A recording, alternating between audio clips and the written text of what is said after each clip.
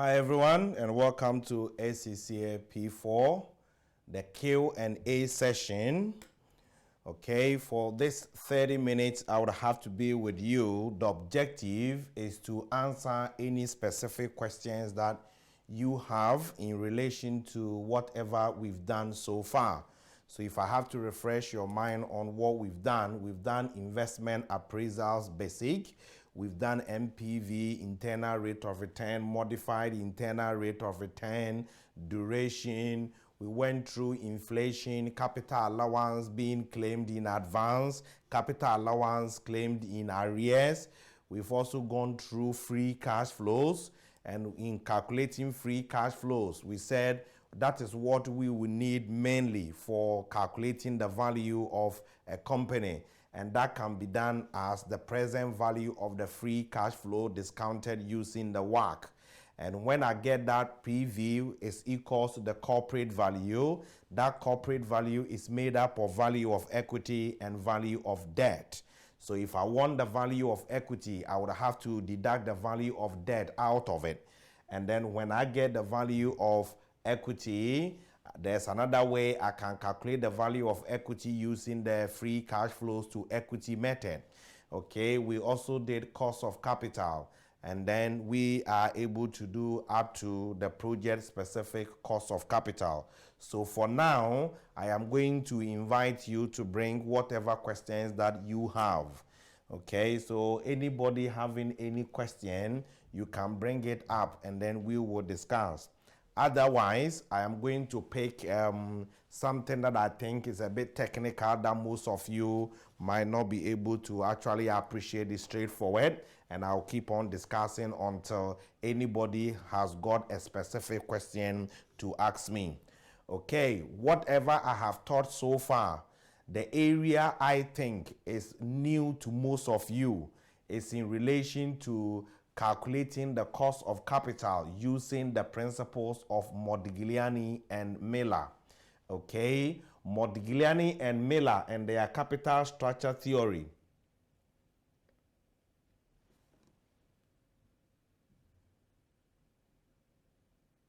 Okay, there's a question up now here. So the question here is, I should explain briefly how the exam questions will include topics. Okay, so far as your P4 exams is concerned, the examiner really expects you to appreciate cross-section of the syllables. Okay, so it's not normally a situation where you're going to get one question from a particular area, even though the principle he's using to ask the question is this. If you want to test something on, let's say, investment appraisal NPV, okay, you will need, or you will see the question mainly as NPV, but he will ask you to also calculate the cost of capital. So this is where he will expect you to combine the principles of the NPV and the principles of the calculation of cost of capital. And for instance, he might create a scenario such that the company is currently operating in this industry, and now they intend to do a new project, and they give you the project selling price, variable cost, specific fixed cost, tax savings on the capital allowance, working capital. You get the net cash flows for the new project. What WACC are you supposed to use? Examiner will intentionally trick you by giving you the company's current WACC, but that current WACC would have reflected their existing business and financial risk. In that case, their current WACC will not be appropriate. I would have to get the WACC that is specific to the business and financial risk of this particular new project. So the examiner will hide the calculation of the project specific cost of capital. So when he hides that, the moment you have to calculate NPV, and as we said, you need your number of years, relevant cash flows, and the appropriate cost of capital. So if he gives you the current WACC and you see that the new project is a diversification away from the mainstream activity now, business risk is changing, and as such, we would have to actually come out with a project-specific cost of capital. Okay, so you get your proxy beta from the industry the new project is supposed to be undertaking. If that proxy beta is actually geared, you would have to ungear it. If you will have debt, you will have to re-gear it to bring your own financial risk. Put it in the CAPM, get the project-specific work, use it to discuss it. So the questions are going to be inter-topic related. If you are doing measures and acquisition, you will need to what? Value the company, which we haven't done so far, but because of the question, I'm bringing so many things in. You have to value the company. To value the company, you will need your free cash flows. When you get the free cash flows, you have to discount it using WACC. Examiner can also decide not to give you the WACC. Examiner will not give you the free cash flow. So you have to bring your chapter 2 and whatever you'll be learning in measures and acquisitions.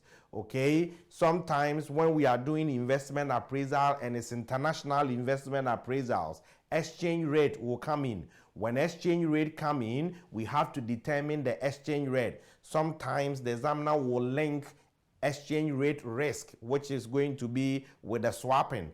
Okay, so my advice to you is when you are learning the topics, as at now that we are teaching them topic by topic by topic.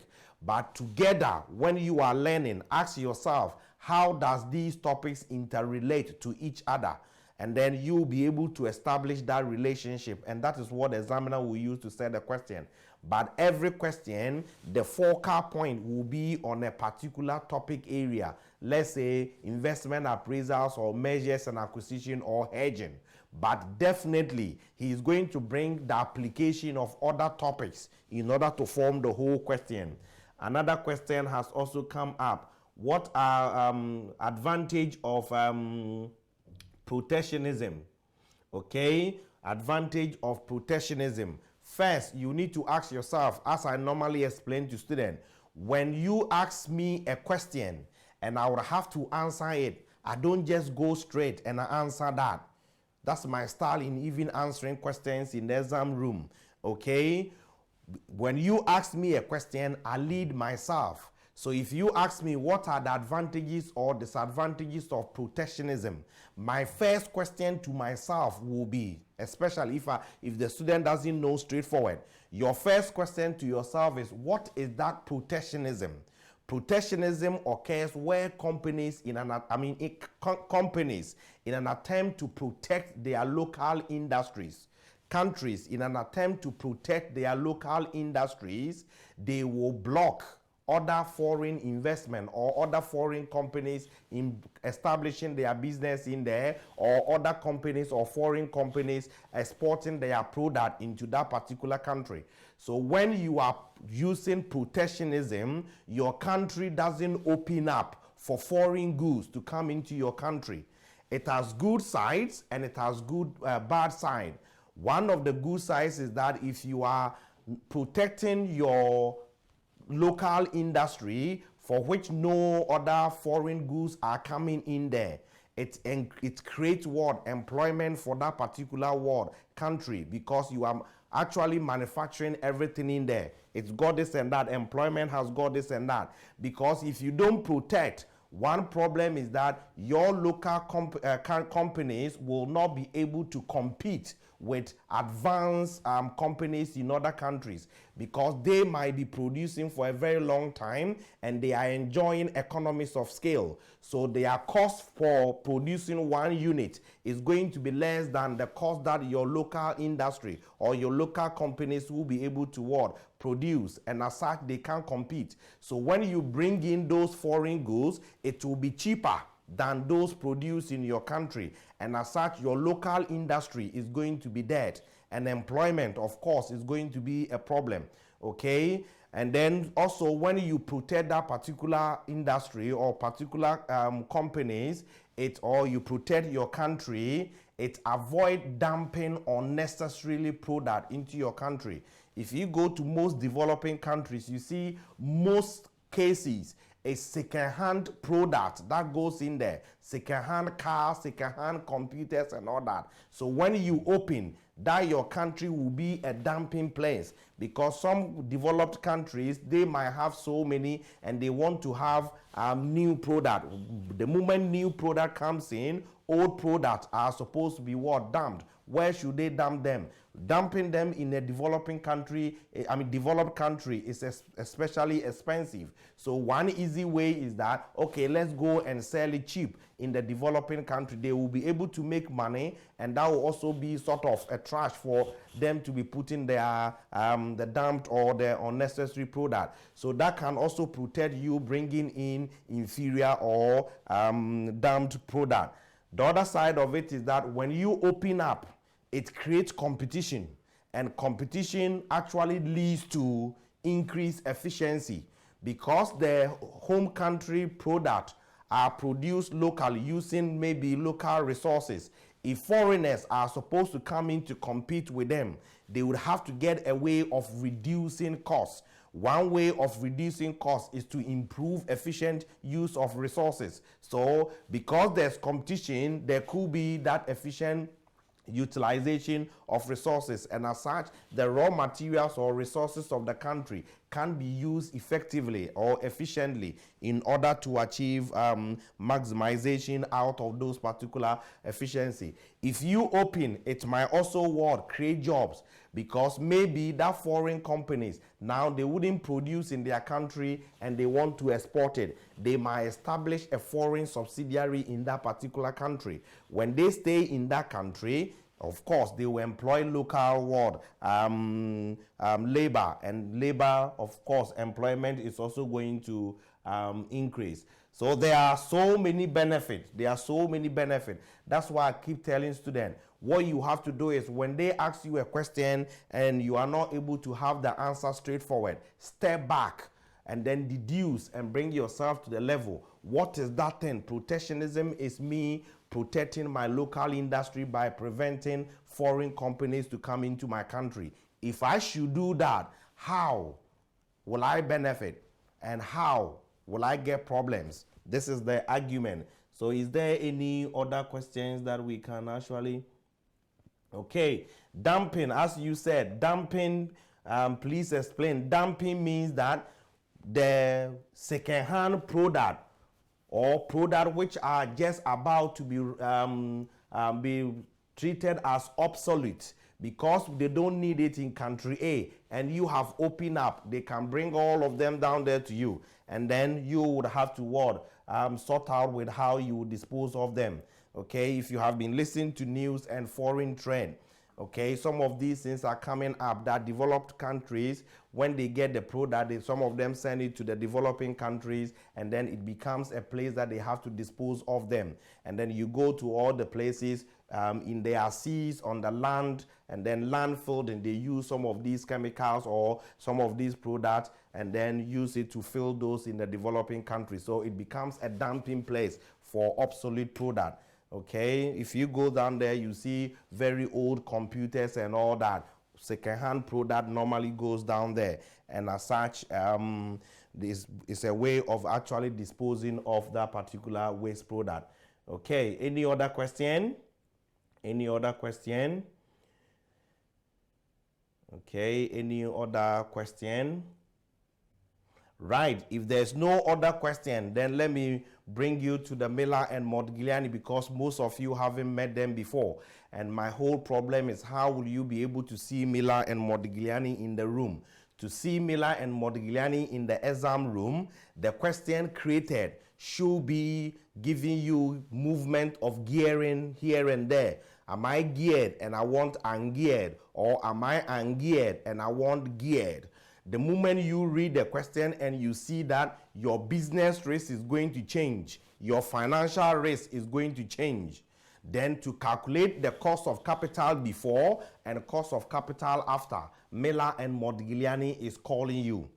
Okay, one of the questions the examiner created was the company was actually having a property. The company was having a property and hotel business. So they were doing the two together. They were having property and the hotel business. And the property business that they are having, this is the property, and then having hotel. This is what they were doing now. Now, the directors of the company, they were proposing that they are going to sell the properties. And when they sell the properties, whatever sales proceeds they will get from the sale of the properties, they are going to use to pay off 70% of the debt of the company. And they gave further information, and the requirement was you calculate the current cost of equity and WACC and the revised cost of equity and the WACC.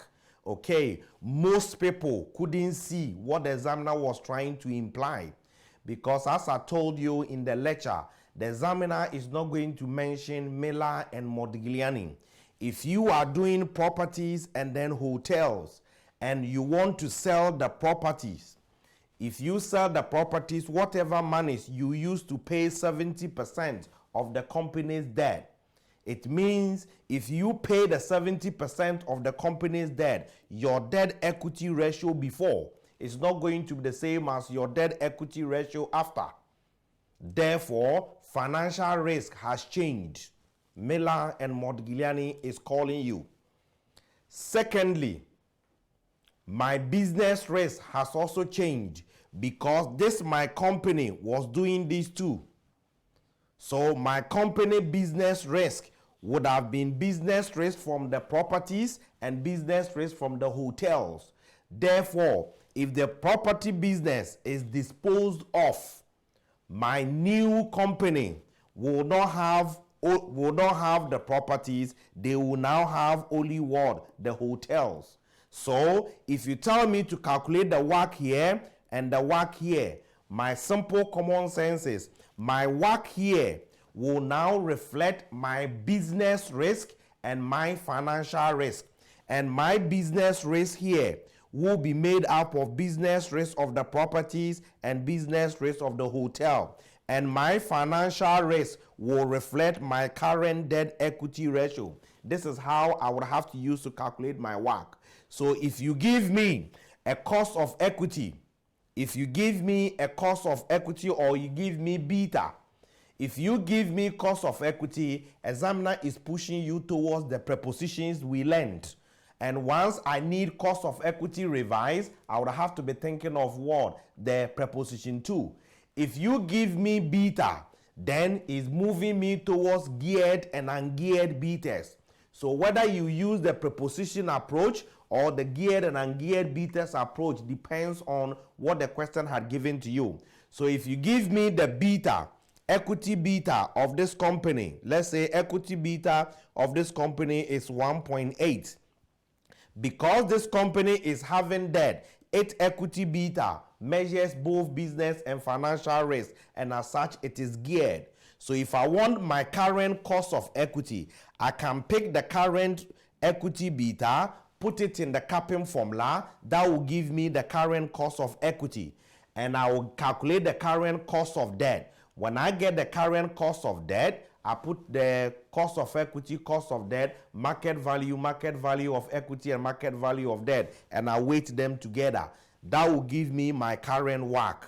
Now, if we sell the properties out, that property is gone. My company is having only hotels. So if I'm having only hotels, my new WACC should reflect my revised business risk and my revised financial risk.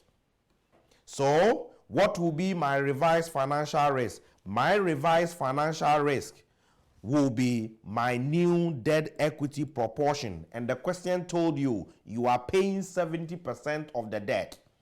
So if you are paying 70% of the debt, your new debt equity ratio, it means your debt will remain 30%. He didn't say you are paying 70% of the total capital. You are paying only 70% of the debt. So assuming my debt was 100 and my equity was 200 before, what will happen? Let me do it here. If my debt is 100 and my equity was 200 before, if I pay off the 70% of the debt, 70% of the debt, this one will go, so I will get 30 here, and then this will be 200. This will be the new debt equity for that.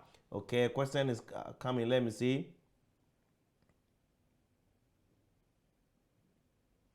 Okay, I will answer that soon. Okay, so what is happening here is if I pay 70% of the debt will be remain 30%. And 30% of the 100 is 30, and your equity is 20. Your debt equity proportion has changed. It means my financial risk has changed. Okay, now what is my business risk? My business risk will relate to only the hotel. So if my business risk will relate to only the hotel, then how much of this 1.8 relates to only the hotel? This 1.8 was geared, which reflected the debt equity of this word 100 and 200. I would have to ungear this. If I ungear this using my current debt equity proportion, it will give me the beta asset or asset beta that is measuring only my business risk. And currently, my business risk is made up of business risk from the property and business risk from the hotel. I don't need the business rate from the property. I need the business rate for the hotel alone because my revised company is now made up of only what? The hotel. Examiner will give you the basis that if I have got, let's say, I ungear this and I got the business rate to be 1.5.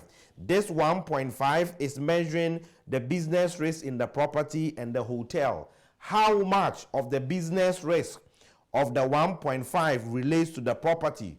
If they give you the business risk related to the property, you will be able to get the business risk related to the hotel, which I'll show you probably Thursday how to get the business risk of the combined. Okay, so if I give you this and I get this H business risk is what my company is going to face. So when I get this business risk for the hotel, that is what my company is facing. But my company will also have debt of 30 and equity of what?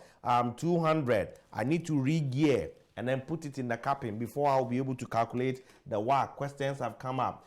First question was that if I calculate my cost of debt wrongly and I calculate my cost of equity correctly and I have to calculate WACC, am I going to get the full marks? Okay, for the WACC, yes, you will get the full mark for the WACC because the principle of ACCA marking is not to victimize you twice. So to calculate my WACC doesn't come by itself. I need the cost of equity. I need market value of equity, cost of debt, market value of debt, isn't it? And when I weight them together, that should give me my WACC.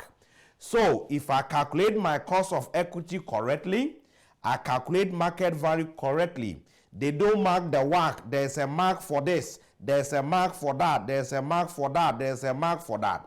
So if you get your cost of debt wrongly, they will victimize you for not being able to calculate the cost of the debt. Therefore, when I put my wrong cost of debt in the WACC formula, I have already been victimized by losing the marks allocated for the cost of the debt, because that is what I wasn't able to calculate. But I knew that within the WACC, I need to bring down my cost of the debt.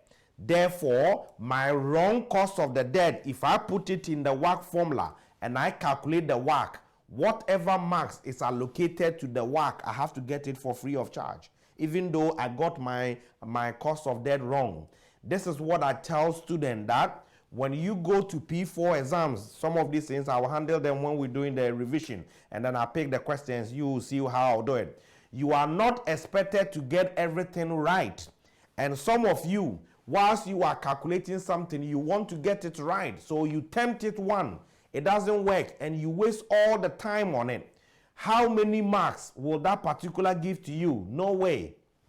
Okay, how many marks will that particular give to you? Move on. I tell students, if I have to calculate the WACC and there's no way I'll be able to calculate the cost of debt, what will I do? But I need the debt in there. You do something. Sacrifice the marks for the cost of debt. Move on. Go and calculate your WACC.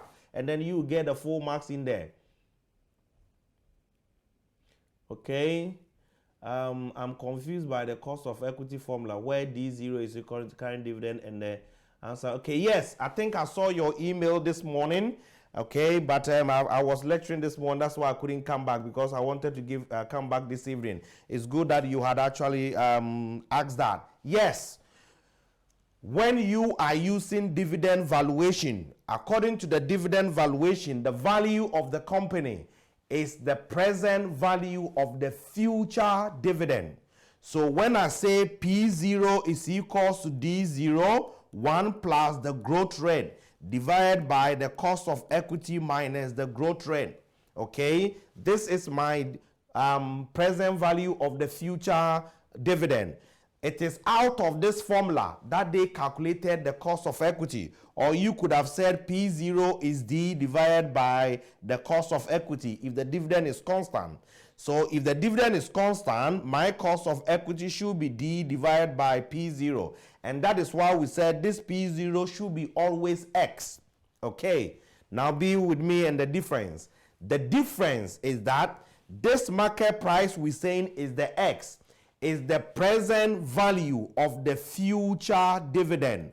But throughout, you see the formula we put here, D0, throughout from F9 up to this level, they assume that, oh, your current dividend is what is going to be the base for your future dividend. But it doesn't necessarily mean that. If I go to the room and the examiner gives me my current dividend and he gives me my future dividend, what I need in the formula here is the future dividend, because this is telling you the present value of the future. So what you need as dividend in the formula is the future dividend. So when they separate them for you, you should be able to separate them as well. And bringing you back to, is it Berland question in our note, according to you, 104, I can't remember, good. So Berland, the examiner told us that the cost of equity that we have to calculate, we were using the dividend valuation. And the examiner told us that all earnings will be paid out as dividend. So if all earnings will be paid out as dividend, and he gave us the current profit before interest and tax, and told us that that current profit before interest and tax is going to stay constant to the foreseeable future. It means my future dividend will be equal to my future profit after tax. And that same question told us interim dividend which is supposed to be paid now, is I think it's 6 cents or something. So if it is 6 cents, that 6 cents is the dividend to be paid now. I don't need that dividend here. I don't need that dividend of 6 cents here. I need the future dividend. And that future dividend is what the question told me I have to get the earnings in the future, because all earnings in the future will be paid as dividend. So the D I need in the formula should be the future dividend. However, in the P0, we said it should be X-div. And what is X-div? X-div is the cum div minus the current dividend, because the P0 is the present value of the future dividend, and as such it does not include the current dividend. So if I've given you the cum div, that cum div is the market price, which is made up of the future dividend plus the current dividend. I don't need the current dividend in there. I need the X. So the cum div minus the current dividend should give you the X. Therefore, if I want my P0, then I will say my cum market price minus the current dividend. But if you see what we've been doing, because they don't separate these two for us, whatever we put in the D0 formula here is the same as what we put here to deduct. So when the examiner change the two, separate the two for you, you also have to separate, and that is the meaning behind that. Okay, so that is the case. So D0 should be your future dividend, and the dividend you need for the X-div should be your X. Okay. How to prove the power formula mathematically, that is for fifth raised the power that. Do you want to solve it? If you want to solve 4 divided by 5 raised the power 1 over 5, the meaning is this. You pick your scientific calculator, you divide 4 by 5, you can press the equal sign. It means that answer you've got as 0.8 is supposed to, okay, that 4 divided by 5 raised the power 1 over 5. 1 over 5 means the 5th root of it. Every calculator and what it does. The calculator can show you this. Some calculators, my calculator is x raised the power like that. So if I want to do this, I'll key in the 4 divided by 5 and then equals. Then I will press raise the power. I will press this my calculator. If you do it, it will tell you answer. Then this sign comes up and the bracket opens. You say 1 divided by the 5. So 1 divided by 5 and you close the bracket. When you press the equal sign, it should give you 0.95. It should give you 0.95. Okay, so it's the calculator that you would have to use. And that is what I advise P4 students. The calculator that you would have to take to the exam room. Don't buy it just before the exam. Buy it now. Start using it. Because I'm using Casio. The application of Casio is different from the application of Sharp. So the way your Casio will function might be different from the way the other one will function. Okay. Unfortunately, our time is up. Yes, it's 5 times root. It's the 5th root. So when we say something raised the power 1 divided by something, is that root of it. Okay? Is that root of it. So is that the root that you're looking for. Unfortunately, our time is up and I would have to end here. But any questions that you have, you can still send them through the email. Some of you are doing very, very brilliantly. Some of the questions coming there are very good questions. Why am I saying good questions? Because they are the very challenges people are facing outside there. So the moment I see some of those questions, it tells me those guys sending those questions are really doing something good. Because I have seen almost all those questions and I know the challenges that students face. So when the question comes, I know, yes, this person is actually doing something. So don't wait the last minute before you start solving questions. Otherwise, you'll be disappointed. As I keep telling, the questions are going to bring the topics together. And as such, I will advise you to keep solving past questions. Any problem, you let me know. Okay, so thank you very much for your time. And I'll see you on Thursday for the work of combined activities. And we move on to adjusted present values. So thank you, and I'll see you on Thursday. Bye-bye for now.